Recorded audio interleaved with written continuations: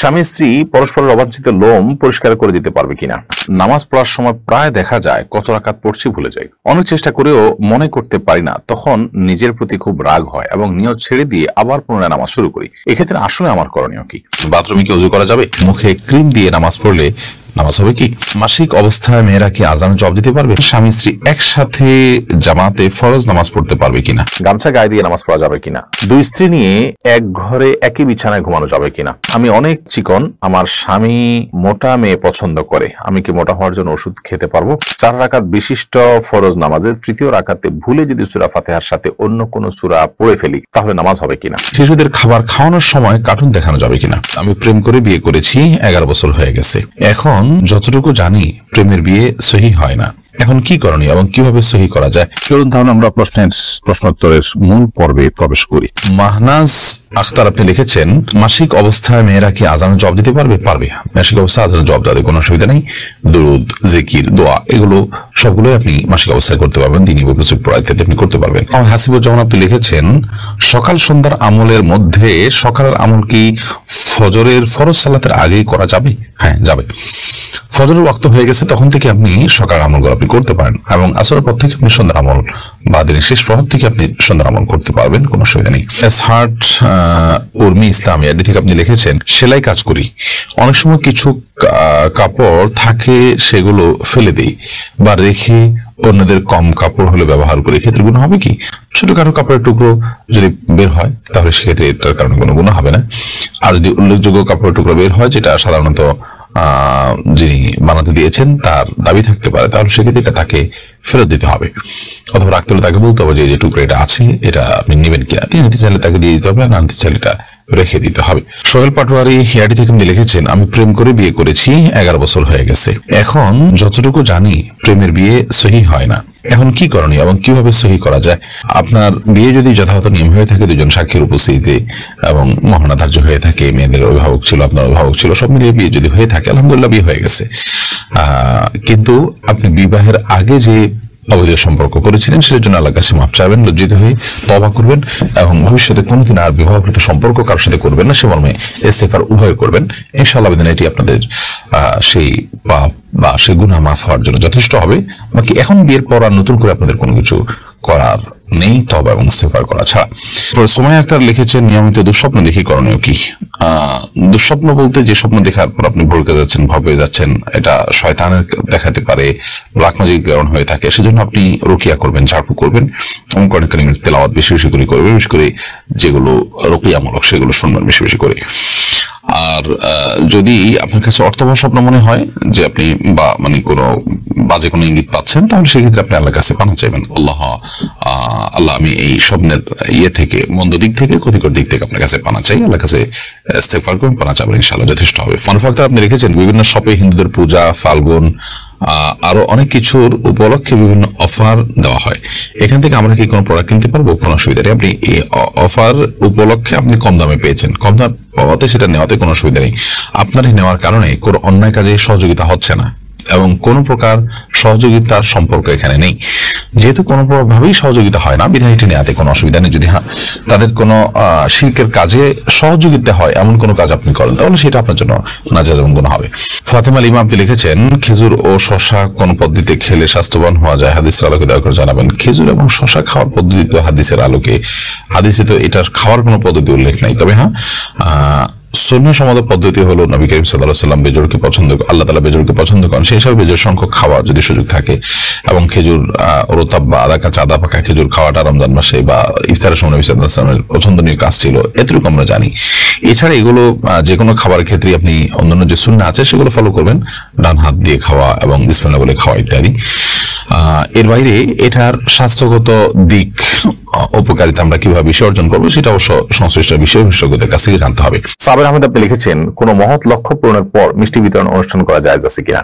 কোন লক্ষ্য বাস্তবায়ন হলো সেজন্য আপনি খুশি হয়ে কিছু করলেন, এটাতে নাজায়েজ কোনো কিছু নেই, কারণ এটাকে কেউ ইবাদত হিসাবে করছে না, এটা সামাজিক কালচার হিসাবে করছে, আল্লাহর নিয়ামতের শুকরিয়া হিসাবে করছে, বিধায় এটা মুবাহ এবং জায়েজ কাজ।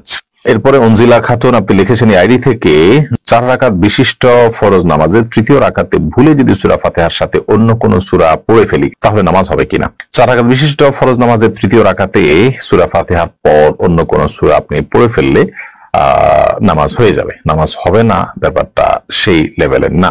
কনিকা হোসাইন আপনি লিখেছেন টয়লেটে ওযুর ব্যবস্থা থাকলে ওযুতে কিভাবে দোয়া পড়বো? টয়লেটে ওযুর যদি ব্যবস্থা থাকে তাহলে সেক্ষেত্রে ওযুর দোয়া তো টয়লেটে পড়তে পারেন না, যেহেতু আল্লাহর নাম সেখানে আছে। এই জন্য আপনি বাহিরে দোয়া পড়ে তারপর ভিতরে ঢুকে হাত দিয়ে ওযু শুরু করে দিলেন, অর্থাৎ ঠিক টয়লেটে বাহির থেকে দোয়াটা পড়ে নিয়ে আপনি ভিতরে চলে গেলেন, অথবা দোয়া মনে মনে পড়লেন। ফারিহা আহমেদ আপনি লিখেছেন আমাদের এক প্রতিবেশী সপরিবারে ঢাকায় থাকেন, তাদের বাড়ির সামনে কিছু গাছ আছে যেগুলোর ফল খাওয়ার কেউ নেই, ফলগুলো পড়ে নষ্ট হয়ে যায়, সেই গাছ থেকে ফল পেড়ে খাওয়া আমাদের জন্য জায়েজ হবে কিনা? যদি গাছের ফল পড়ে নষ্ট হয়ে যায় এবং মালিক সেটা সংরক্ষণ করবার কোনো ব্যবস্থা না রাখেন, বরং ওপেন রাখেন, কোনো বেড়া টেড়া না দেন ইত্যাদি, এবং বোঝা যায় তার আচরণ থেকে যে এগুলোর ব্যাপারে তার কোনো নেই, আগ্রহ নেই, তাহলে সেক্ষেত্রে সেটা অবশ্যই অন্যদের জন্য খাওয়া জায়েজ হবে। এমডি ফারুক আপনি লিখেছেন ইউটিউব চ্যানেলে আমি অনেক চিকন, আমার স্বামী মোটা মেয়ে পছন্দ করে, আমি কি মোটা হওয়ার জন্য ওষুধ খেতে পারবো? জি, পুরুষ আইডি থেকে সম্ভবত কোনো বোন আপনি প্রশ্ন করেছেন। মোটা হওয়ার জন্য, মোটা তাজা হওয়ার জন্য কোনো ঔষধ গ্রহণ করলে সেটি যদি স্বাস্থ্যের জন্য ক্ষতিকর দিক থাকে তাহলে ডেফিনেটলি সেটি গ্রহণ করা যাবে না, কারণ মানুষ নিজের স্বাস্থ্যকে ধ্বংসের দিকে ঠেলে দেওয়ার মতো কোনো কাজ করলে সেটি ইসলামের দৃষ্টিকোণ থেকে জায়েজ হয় না, সেটা গুনাহের কাজ হয়, বিদায় এটি করা যাবে না। আবার সেই সাথে এও আমাদের মাথায় রাখতে হবে যে মোটা হওয়া এটা তো আসলে কোনো ভালো জিনিস না। তুলনামূলকভাবে একটু আপনার খুব বেশি চিকন হলে সেটা যাতে না হয়, সেটা যদি চান কেউ, তাহলে সেক্ষেত্রে খাবার দাবার খাদ্যাভ্যাস সেগুলো একটু পরিবর্তন করলেই হয়তো পরিবর্তন হতে পারে, সেই পন্থাটা আপনি অবলম্বন করতে পারেন। আর যদি কোনো ওষুধে সাইড এফেক্ট না থাকে, সাধারণত এই সমস্ত ওষুধে সাইড এফেক্ট থাকেই থাকে, যদি এরকম কিছু থাকে সাইড এফেক্ট নাই, নিশ্চিত হতে পারেন আপনি, তাহলে সেটা গ্রহণ করলে কোনো অসুবিধা নেই।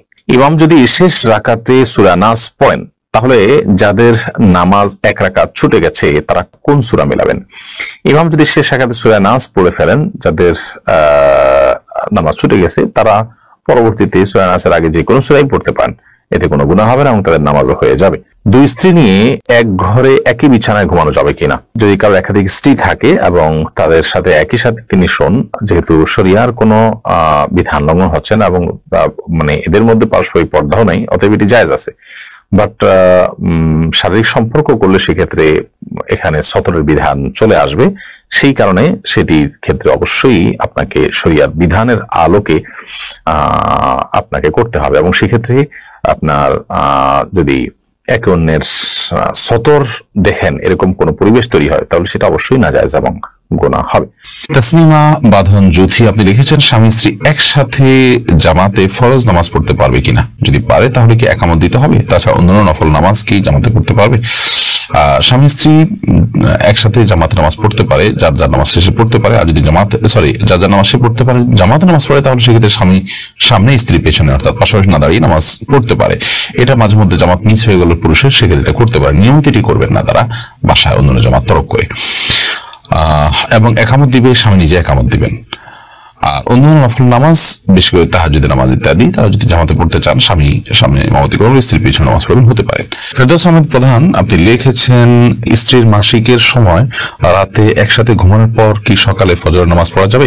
কারণ সাথে থাকতে গেলে স্ত্রীর সাথে বডির টাচ লাগবেই।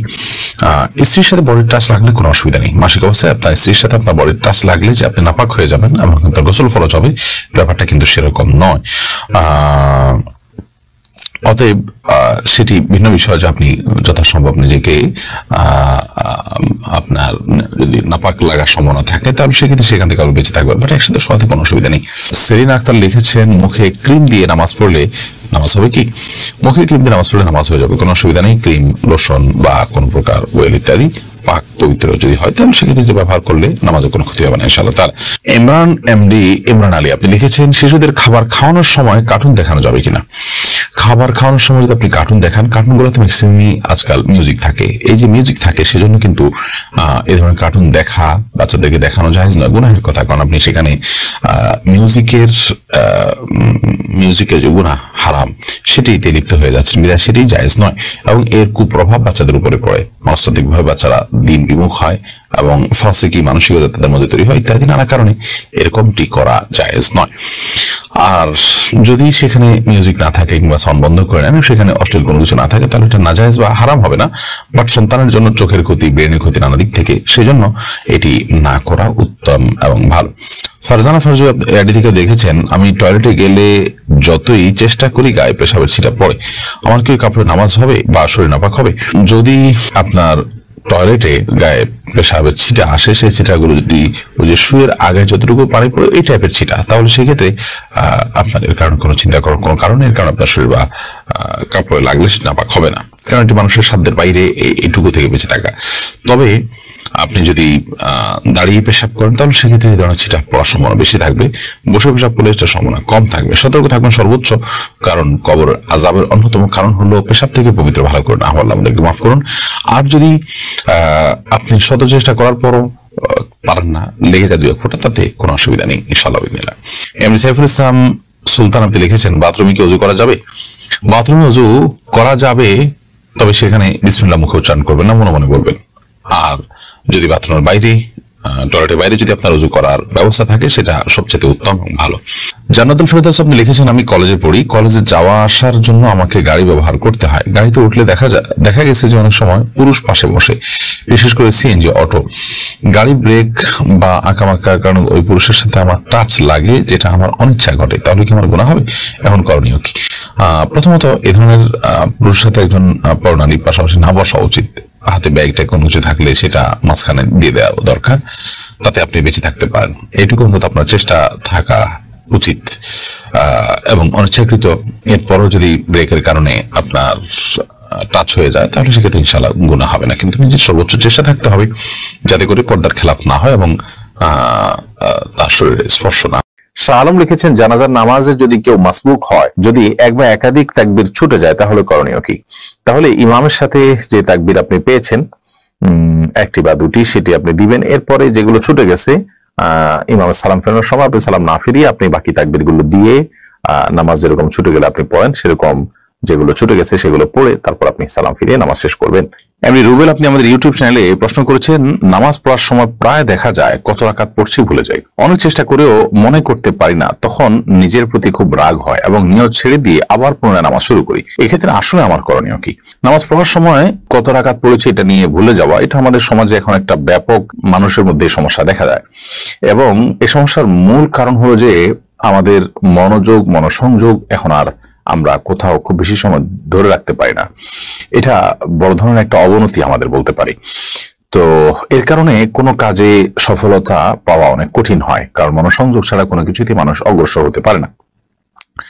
এই পর্যায়ে আপনি যদি নামাজের মধ্যে মনোযোগ ধরে রাখতে চান, তাহলে সেক্ষেত্রে নামাজের মনোযোগ ধরে রাখার উপায়গুলো আপনাকে অবলম্বন করতে হবে। মোবাইল ইত্যাদির ব্যস্ততা নামাজের অনেক আগে থেকে বন্ধ করে ফেলতে হবে, নামাজের পূর্ণ মনোযোগী হওয়ার চেষ্টা করতে হবে। প্রতিটা রুকুন খুব দীর্ঘ সময় নিয়ে করার চেষ্টা করতে হবে, কি পড়ছি কি বলছি নামাজে সেগুলো বুঝে বুঝে পড়ার চেষ্টা করতে হবে, এগুলো লক্ষ্য রাখতে হবে ইনশাআল্লাহ। এখন কত রাকাত পড়েছেন এটা যদি আপনি দ্বিধায় পড়ে যান, তাহলে সেক্ষেত্রে আপনি দেখবেন আপনার মনের প্রাবল্য কোন দিকে হয়। যদি আপনার মন কোন একটাকে সায় দেয় যে আমার মনে হচ্ছে এইটা হওয়ার সম্ভাবনা অনেক বেশি, অর্থাৎ ধরা যাক 3 এবং 4 নিয়ে সন্দেহ হচ্ছে, তো 4 হওয়ার সম্ভাবনা বেশি, তাহলে আপনি 4কেই ধরে নেবেন এবং শেষে সিজদা সাউ দিয়ে নেবেন।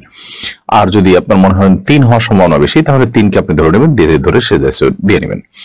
আর যদি 3 এবং 4 নিয়ে সন্দেহ হয় এবং আপনি ঠিক মাঝামাঝি পর্যায়ে দাঁড়িয়ে থাকেন, 3 বা 4 কোনো দিকে আপনার মনের ঝোঁক বেশি না হয়, আপনি একেবারে ঠিক মাঝখানে দাঁড়িয়ে থাকেন, কোনো দিকেই মন ঝুঁকছে না, তাহলে সেক্ষেত্রে আপনি কমটা ধরে নেবেন, ধরে 3 ধরে নিয়ে আপনি নামাজ শেষ করে শেষে সিজদা সাউ দিয়ে নেবেন। এমনি কাবির আপনি লিখেছেন, আল্লাহর রাস্তায় দানের ক্ষেত্রে কোন খাত উত্তম?